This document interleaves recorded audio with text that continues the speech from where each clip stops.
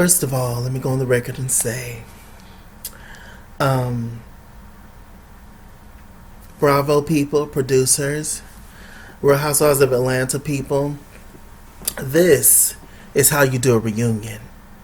When it is absolutely entertaining from part one to part two to part three. Now, obviously, y'all like my voice. Now, obviously,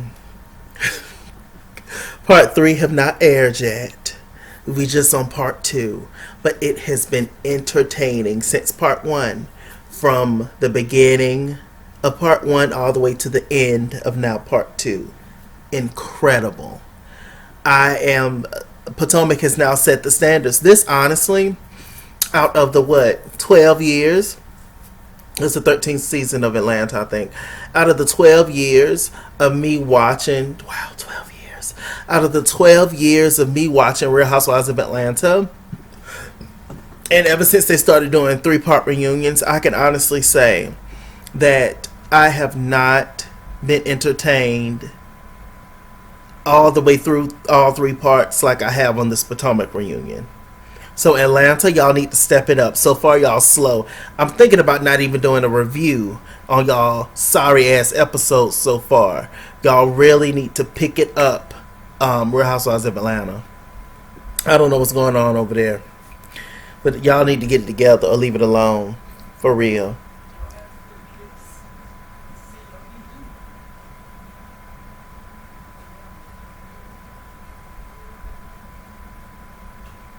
So anyway, heard something. So anyway, what was I gonna say?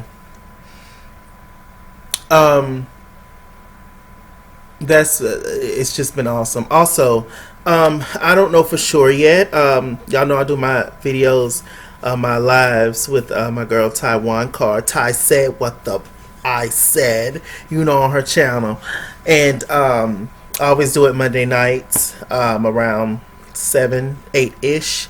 I may or may not be there for tonight. I'm going somewhere with family, so yeah, so hopefully I can make it. If not, we'll just have to reschedule.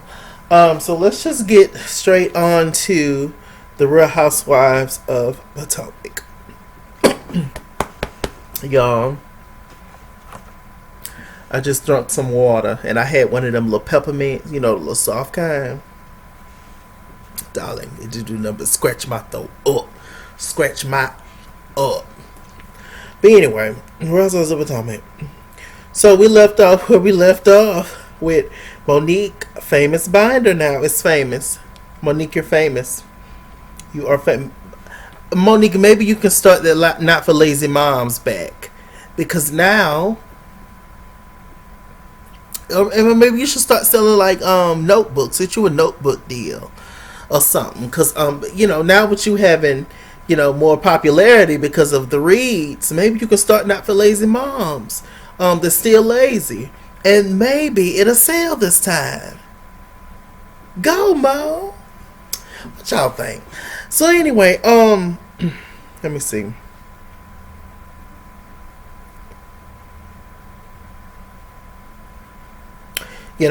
Giselle's face was cracked. All the ladies sitting there in awe. I didn't know what to say. Karen making comments, rubbing it in just a little bit more.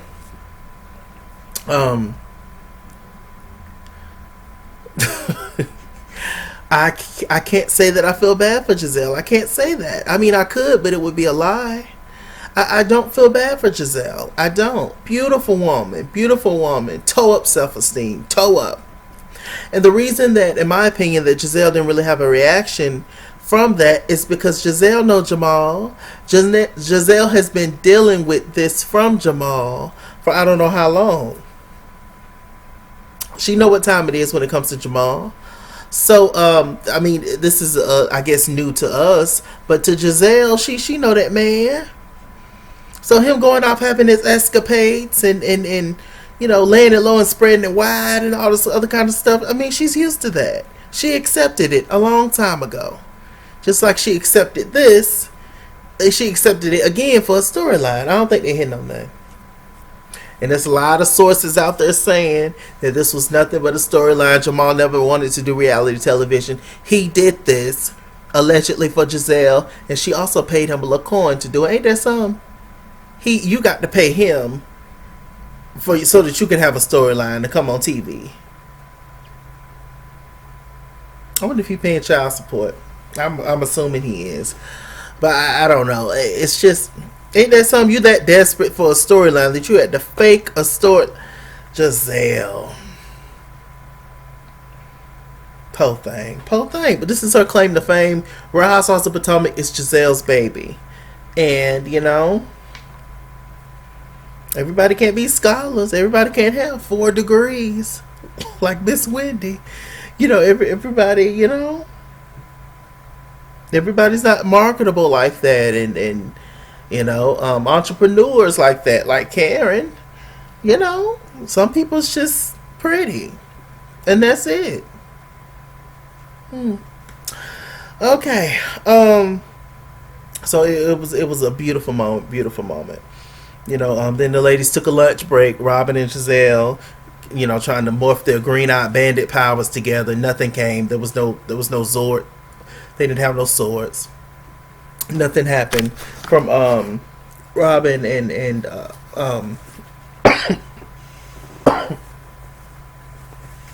nothing happened from Robin and Giselle talking and stuff. Nothing happened. Bless their heart. They tried. Monique, she walked off talking to Ashley.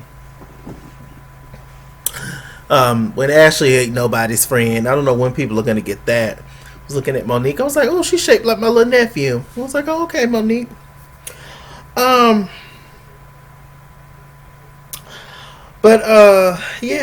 was like, Lord, it was something else. Candace, she diving in, trying to make comments and stuff. I have to say this. Candace, pretty girl, pretty. But Candace, you make it really, really difficult for people to root for you sometimes because your mouth.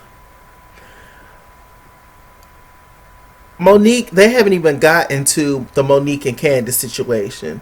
The entire time Candace over there making comments, Candace over there, just taunting in a way, or was, Monique. And I'm just like, Candace, now look, you already done got a taste of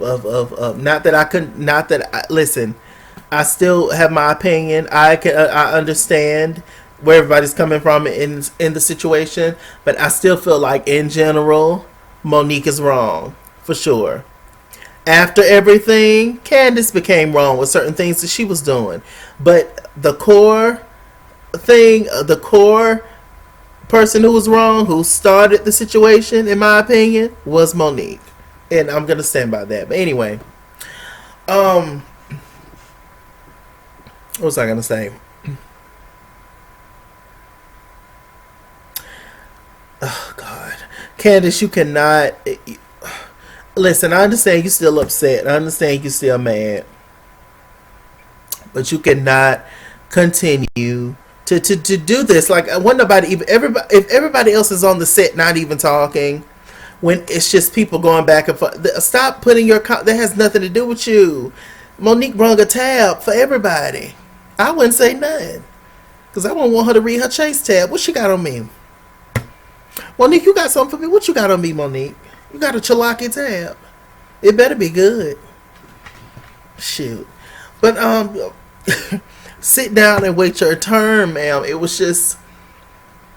It's just all those kind of antics like that that just make it people's question whether or not, the whole victim thing and all that. And I'm going to stop using that word, the victim and all that kind of stuff. But all I'm going to say is that it just makes people difficult to root for you. And also, in recent news, Candy Kane, you is out there making comments about Portia Williams now.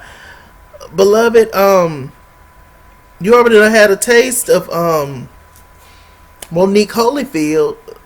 I don't think you want none of Portia Ali. That's a different type of... That's a thick girl. That's a stallion. You hear me? That's a Mustang. You don't want none of all them hips and thighs, and she about what? 3, 4, 5 inches taller than you, Candy pain, honey. Now, mind you, I'm a Libra.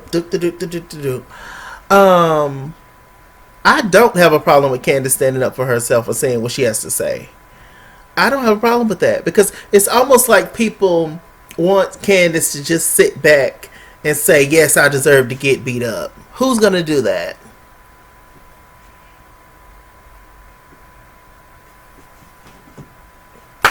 Who's going to say that, hey, I deserve to get beat up because of my mouth?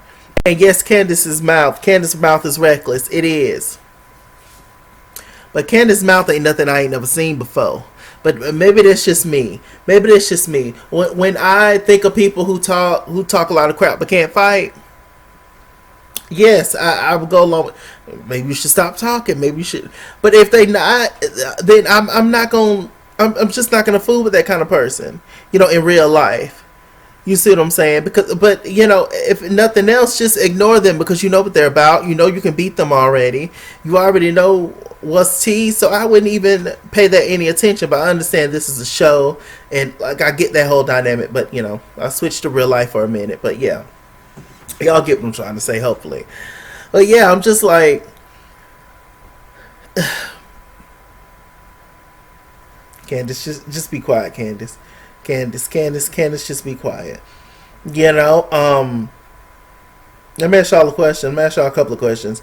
Had Candace just sat back and not said anything after the whole fight, do y'all think more people would be on her side? See, I feel like that may be right. But also, some people are just committed to not liking somebody. That's also a thing a lot of people don't want to talk about. Sometimes you are committed to not liking a person. No matter what they do, you just don't like them. Candace have people who are committed to not liking her. Monique has people who are not committed to not liking her. Every single person on reality television or just in general in life has people that's just committed to not liking them. They just won't like them no matter what they do. And what's another thing? You also can't do something to somebody and then tell them when to get over it. You also can't do that now. Do I think that all this is being drug out because of the storyline? Yes. Are we sick of talking about this? Yes. Did all the ladies capitalize off this argument, off this fight between Monique and Candace because they had nothing else to do really the whole season? Yes. They wing this. I'll tell you what, next season, Candace and Monique should just sit back and get something to eat and just sit back and not have to do nothing next season. Because Candace and Monique have carried this entire season. Which is why I'm still perplexed as to why Karen and Giselle was sent closest to Andy when we all know the people that had the most drama sit the closest to Andy. I don't really have a problem with Karen, but why was Giselle there? She had nothing going on. Favoritism. It's a lot of isms. It's a lot of isms on this show, but we're gonna move along. But yeah, it's just so much back and forth on this show. So it's a lot. It's a lot to unravel for sure. Let me see. They got on Karen and her being pretentious and annoying first season and a condom and the image and all this foolishness. We all know it was the stunts and shows and foolishness and fakery. The tax situation, although it was unfortunate, it definitely humbled Karen. It made Karen more likable. And then seeing how everybody jumped on her and bullied Karen. And still bullying Karen. And she outsmart y'all and outwit y'all every time. But y'all still come for her. I don't get it. I would give up. I really would. Let me see. So they got on there. She said that losing two parents, especially within the same time frame, changed her. And I imagine it would. It would change most people. Let me see. God, Ashley is so full of it, ain't she? I don't get how Ashley has fans. I don't get how you can claim that you're so real and you tell it like it is with everybody, except for yourself and except for your husband. But you come for everybody else's self or person and everybody else's husband. But you can't read your own. You can talk about your own situation. Ashley sat up on the camera and said that Michael is not attracted to men.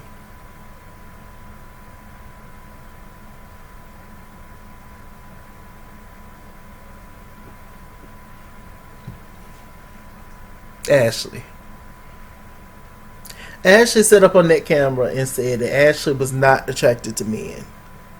That Ashley sat up on the camera and said that Michael, her husband, was not attracted to men.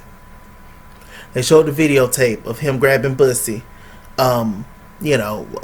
season 1 or so. And the guy put a lawsuit out on him. Ashley, but they flirt back and forth. He calls Michael Zaddy and all that kind of stuff.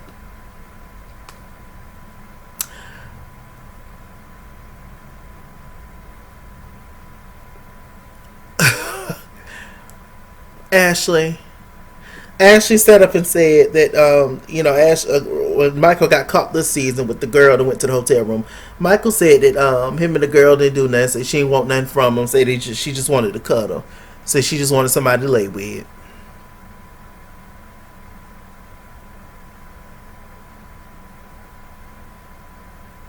You see why I can't fully rock with Ashley? She's full of. You can't tell some of the truth and then leave some out. You can't be real 80% of the time and then fake and phony 20% of the time. You can't read other people if you can't read yourself. Y'all see all this decoration I give y'all back here all the time? That's a read on myself. I know what time it is back here. And y'all know what time it is too. Y'all can see. Y'all see all the balloons and backdrop and stuff. Now that's ghetto, okay? But look, Ashley, you was a mess. A hot mess with an ugly dress. Ashley, your dress was horrible, hideous, awful, tied and through. She's pregnant. No, I've seen a lot of women kill pregnancy fashions. Kill them. You don't even know they're pregnant, child. It's sickening. Sickening. Watch the Atlanta Housewives. They know how to do pregnancy well and look snatched and everything else. Ashley, there was no excuse. Especially since your husband got all this money, but you still dress like the rest of us, Ashley. I don't get it. And then Ashley also said that on the camera she was gonna write the post-nup. She was gonna do the post-nup. And she said that she never got around to the post-nup. But they dissolved, they got rid of the prenup. But she never got around to the post-nup. Ashley, if you allow that man to treat you how he treats you, and you don't get nothing from it, you's a fool. Now I thought I thought that you was a smart girl about the because you was gonna do the posting up and all the other kind of stuff. But now you say, "Oh, I ain't did the posting up yet." What is you doing? You know he gonna cheat again, girl, and you ain't gonna get nothing out of it. Y'all tell me in the comment section if I'm tripping. Maybe I missed something, but that's what I thought that she said. Sitting up there in that ugly dress. Ooh, child. Foolishness. Complete foolishness. Let me see. What else is going on?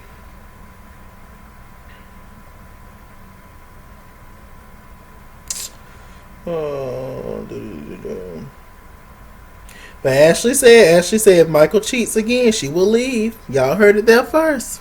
She will leave if Michael cheats again. What I think she meant was that if Michael gets caught publicly cheating again, that is when she will leave Michael. Other than that, like we find out that Michael done cheated, that's when she'll leave Michael to save face, so she won't look crazy. But behind the scenes, if it's some little cheaterization that's going on behind the scenes that only those two know about, that we don't know about, she ain't gonna leave him. Poor thing, self-esteem toe up, pretty girl. Self-esteem, well, she all right. Self-esteem toe up. What else is going on, y'all?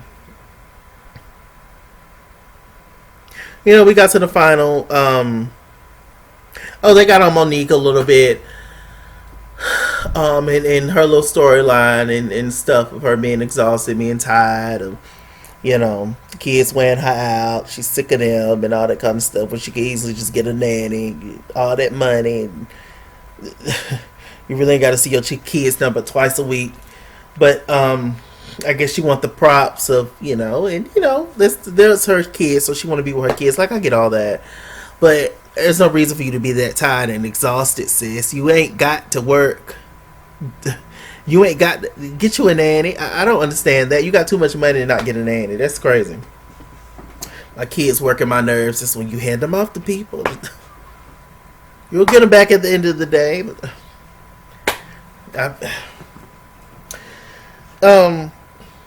We got on Chris and his certain comments. He was major, a little misogynistic and all that kind of stuff.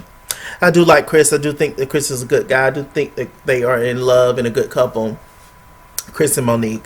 But I definitely do think that Chris is very get down here and do some work because I pay all the bills. You do what I say. He might not be as aggressive like I was or whatever, or we can't use the aggressive word, darling. He might not be that ignorant is how I just said it, but I definitely feel like he has that mentality. I do. I mean, she already done spent over $200,000 of his money on that not for lazy moms and still lazy. So I mean, I don't know. I definitely get that vibe from Chris though. That Chris is a little bit different than what we think behind the scenes. I can definitely see that. I'm not saying nothing bad is going down in there like that, but I'm saying I think I can definitely see that little bossness in him for sure. We got to the big showdown, Candace versus Monique. The entire time, Candace was cool, going back and forth, running that mouth to Monique Holyfield, and now Portia Ali trying to get her. But she was like, she instantly when they played the fight, when they was talking about it, she started hooping and hollering and crying. Candace, you have to stop the crying, sweetheart. I understand you're an emotional person and stuff like that. Candy Burris is emotional as well. But you have to stop all that hooping and hollering. You have to. Because one minute you bossed up and you a G, and then the next minute you Winnie the Pooh. You have to. But maybe that's just her. Maybe that's just how she is. I don't know. She said she ain't never been in a fight before. A lot of us reaction, if we were Candace in the situation, we would try to run it back and get Monique for round two. That would be as soon as we see Monique, a lot of us, would be dressed in this kind of attire and ready to go. So that's probably why a lot of us can't relate to Candace. And there is just this like black mentality or hood mentality that we ain't supposed to call the police. Like, even if we out there fighting to the death, we ain't supposed to call the police. You don't do that. Like, this week or whatever. Which I can see because, like I said, I grew up in the urban areas around town. Still stay in the urban area. I love my hood, I do. But I think that there is that mentality that I don't necessarily agree with all the time, because at the end of the day, once you become an adult, it's just certain things that's just if you can help it, it's just not appropriate anymore. Once you can go to big people jail, it's time to cut it out and stop doing what you was doing when you was 13. Not saying that that's this situation, but I'm just saying in general. Y'all get me. So, we got into the whole fight. Candace started crying, saying that Monique was lying and all this. Monique was very stoic. Candace was over there hooping and hollering. I think that Monique is at the stance of um, you ladies alienated me. All of y'all blame me. The majority of y'all blame me. All of y'all make me feel like crap. Candace allegedly tried to get money from me. Candace pressed charges against me. Candace don't see her wrong in it. And that's why I'm giving you this. Because of all that I just said. Candace's standpoint is, that's Monique's standpoint. Candace's standpoint is, you attacked me. You hurt me. I thought we were friends. I don't know why you fought me. You're going to jail. Gutter snipe. Gutter snipe, hood rat, ghetto, donkey trash. Okay. So we get both of their standpoints. And actually, they're kind of mad at the same thing when you think about it.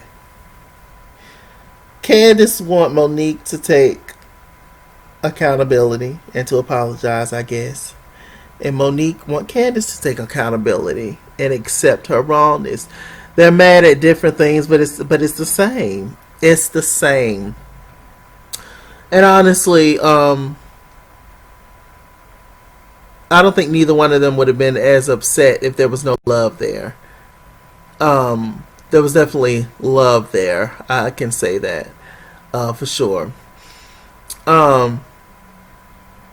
Now, Monique, I'm going to have to call some BS on you, sis. I'm just going to have to do it.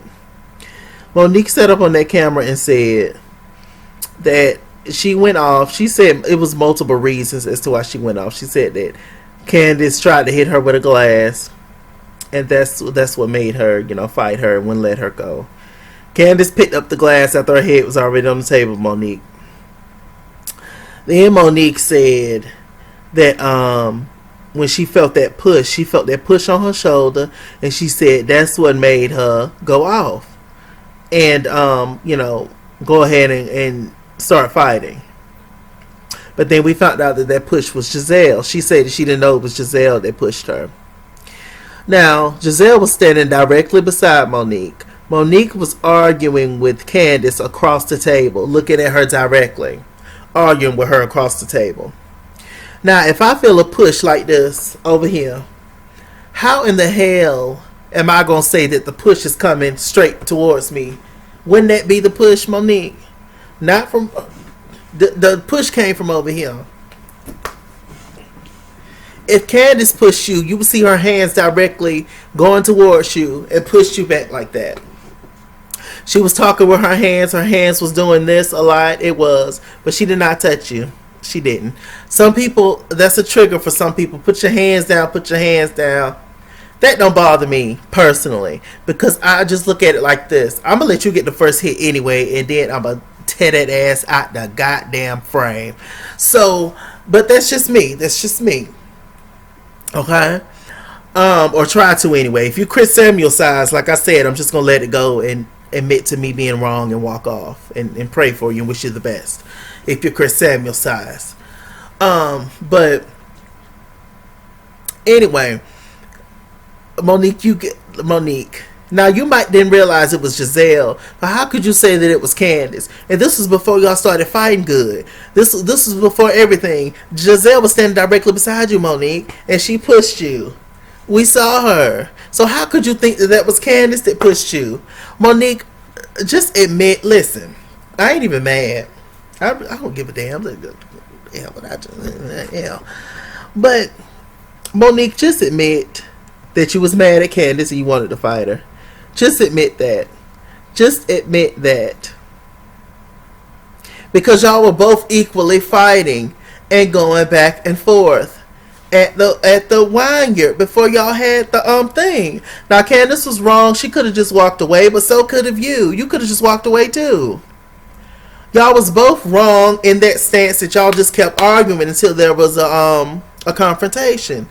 But Monique, you cannot say that girl started it physically with you when it was Giselle, which now she knows it's Giselle, but I'm just saying that was a straight up lie for her to say that it was Candace who pushed her. And she thought it was Candace that pushed her. How? Candace is right here arguing with you. That would be the push, not from over here. That's what Giselle did. So I'm just say that.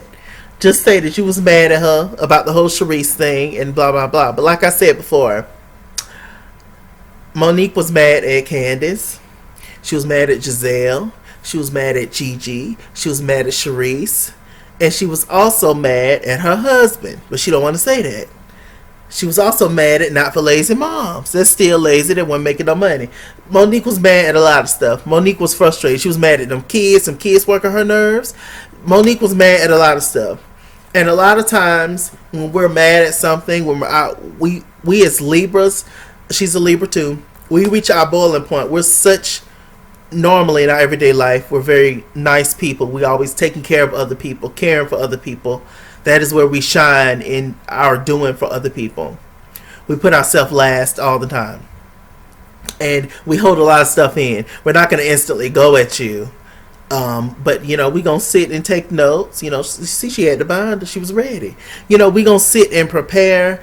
And, you know, we're going to try to let stuff go and let stuff go. We're going to sit and let it fester. But when we've reached a boiling point, with one person or with a lot of people, all it takes is just that one person for us to take all our frustrations out on. And many people can relate to that. So that's honestly what I think it was. I think that it was Monique fighting Candace, yes. But it was Monique fighting a whole bunch of other people too that she could not get to or did not want to get to. And so all the frustrations were taken out on Candace. That's what I think it is. Because otherwise it doesn't make any sense to be that mad. Because all the stuff that's happening behind the scenes, we did not see. So therefore it doesn't exist. So poof. Say bye-bye, son of a... You feel me? So we did not see that. So we don't know what's going on behind the scenes. What did we see? About the Gigi and the baby. That never came to the season. I'm not saying that you're telling a lie. But we never saw it. But like I said, Candace messed up afterwards because she kept going back and forth and talking about it, and you know, and so this is why a lot of people don't have any sympathy for her. So, what else is going on? My question to the people is this. This video's long enough, child. I'm tired.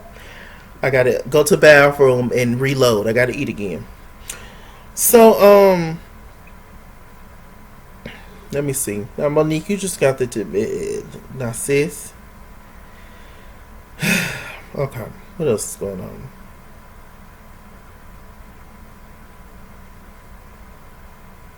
Y'all, I think that's it. Part 2's coming up. Part 3, all the husbands coming out. And child, it's going to be interesting, I tell you. Let me see.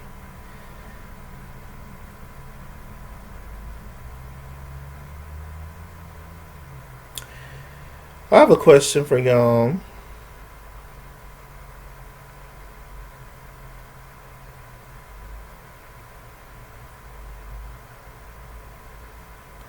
Two questions for y'all.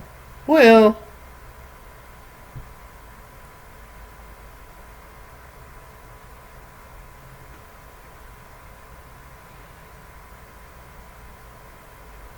I'll save this another question for another time. But the main question I'm gonna ask y'all is this: do y'all think that if Monique would have just apologized to Candace, that she wouldn't have filed charges against her? Or do y'all think that Candace probably still would have filed charges against her? It's just nothing but opinions. It's up for opinions. No right or wrong answer. It's just opinions. What do y'all think about that? Do y'all think that if Monique would have just apologized to Candace in I guess a reasonable enough time for her, whatever time that is, do y'all think that Candace would still file charges against Monique? Answer that in the comment section, darlings. And you know, we'll be back for something, child. With that said, I'm Mr. Chalaki. Mr. Chalaki on Google+. Follow me at The Skis World on Instagram and Twitter, at The Skis World 89 on Snapchat, Chase King on Facebook, Mr. Chalaki on Cash App and PayPal, and as always, Run me my money or run me my fade. Run me my money the way I get paid. Stay black, stay tuned, and I'll see you guys later. Bye. Ooh, we got a lot to talk about. Ooh, child.